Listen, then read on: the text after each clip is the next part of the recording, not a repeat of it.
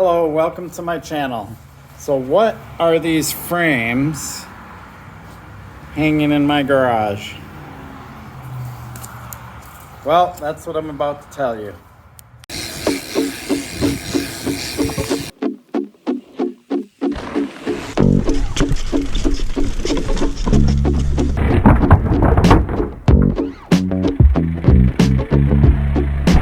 Windy again.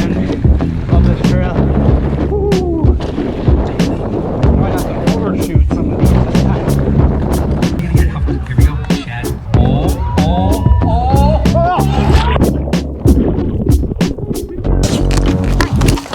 Oh yes.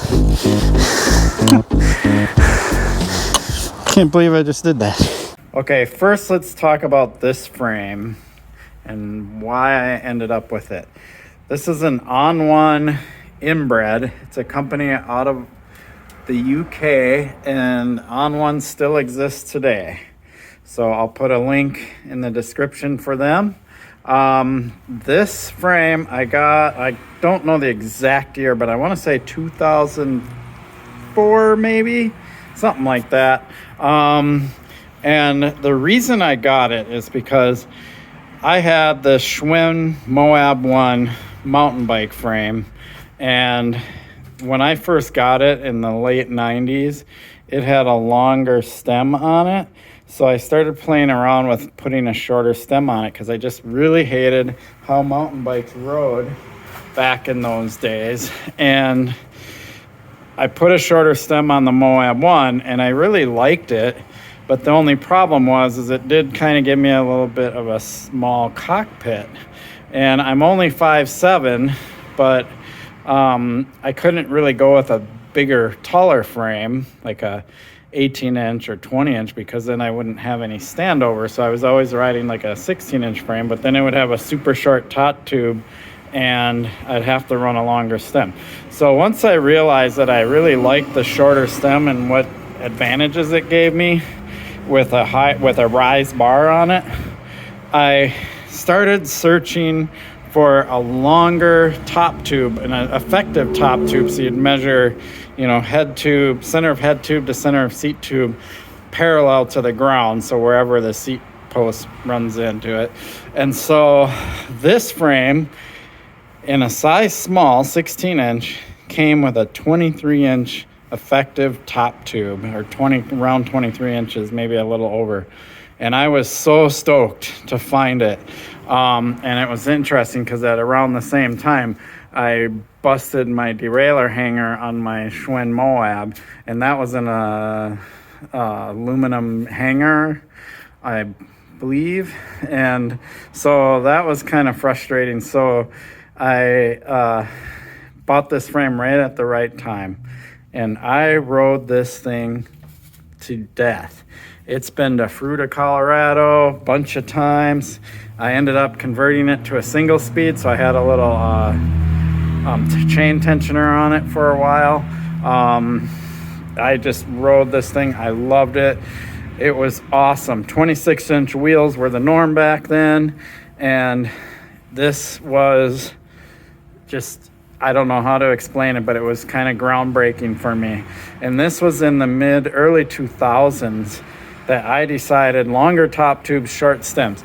Well, that probably comes from step over this stuff here, from my BMX background. I actually have a BMX bike. It's a cruiser hanging right here, but BMX bikes have pretty much always been like this. Like, it's a longer, you measure by top tube length on the length, and then you run a shorter stem, 50 millimeters or so. And that's just how BMX bikes are. And so I've always been frustrated that for mountain bikes, and even we'll take a look at my commuter, and it does exactly what I've always hated. It's not a big deal on a commuter or on a road bike, if you look at my cyclocross bike, because they really serve a different purpose. Longer stem, but you're running drop bars, that changes everything. And my commuter bike, longer stem, shorter frame, whatever. But I'm not doing jumps with this thing. I'm not doing drops. I'm not doing like technical riding with this bike. I'm getting from point A to point B. So way back in the early 2000s, probably actually late 90s, but early 2000s was when I really started pushing this longer top tube short stem. And so in the around 2011, I decided to start my own bike company, and I called it f-bom. We'll talk about that some other time, but here is my first prototype. And again, still 26-inch was standard, but I think 29ers were out and popular, but it was kind of like, do you ride a 26 or a 29er? You didn't really get to the 27.5 size yet. So this frame was basically, I designed the geometry for it, but I evolved it from that OnOne. So I basically took the geometry from that OnOne, did a few tweaks, gave it a little bit more of a, if you follow kind of at this angle, of a sloping top tube than the OnOne had. And then, you know, I threw a, believe it or not, a 72-degree head angle on that beast. And then disc brakes, all that stuff. So this was like 2011, pretty steep head angle because I was thinking more BMX mentality. I think a little differently now, but I wanted a quicker handling bike, and I actually called this bike the Worth. Worth is a trail that's actually Theater Worth in Minneapolis. It's actually in the city, and it's a really tight, twisting, winding trail. And if I look at you that way, my face will be dark. And I wanted a bike that was really quick and agile and could rip through those turns. I kind of realized 72 was a bit steep of a head angle, so I threw a adjustable fork on it. So that was 72 with a 100mm fork, and then I put one of those RockShox U-turns on it, and you could crank it and move it between 100 to 140. And that was kind of cool because as I moved that fork up to 140, the bike all of a sudden became easier to pull up the front end, much more agile for jumping and kind of getting rad on. And that was cool that it was kind of this adjustable thing, because by raising the fork, you raise the bottom bracket a little bit, slacken the head angle a little bit, bring your body back a little bit, everything. So it was actually a really cool experiment. I did produce a few of these in that black Trials bike, which is down in my shop, and I have some videos of it. It's based on this frame. And this actually is a good geometry for like a street trials frame, and way better than it is for a modern like mountain bike frame. And it's also 26-inch wheels, so nobody really rides 26-inch wheels anymore. But if you're ever wondering kind of where I come from and what I've done throughout the years, you know, I started at a much younger age riding BMX. I got into mountain biking in the late 80s, started racing mountain bikes in the early 90s, and I just never really found a mountain bike that I liked.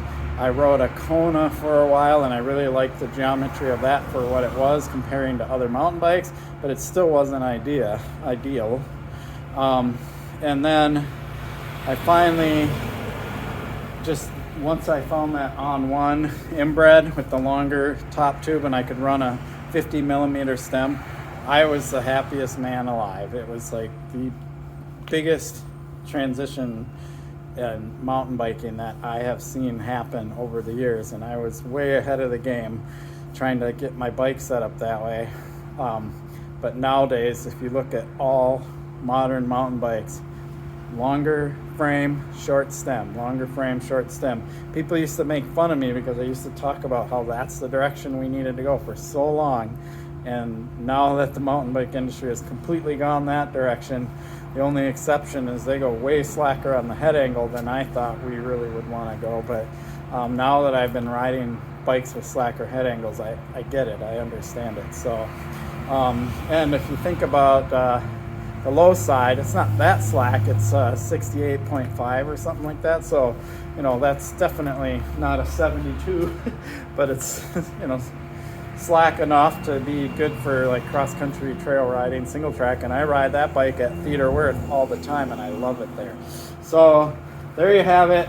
That's why I have these two frames, and I kind of keep them because they have a lot of memories for me, and I will probably keep them till the day I die. They are not ever going to go for sale. Thanks for watching. Please like and subscribe.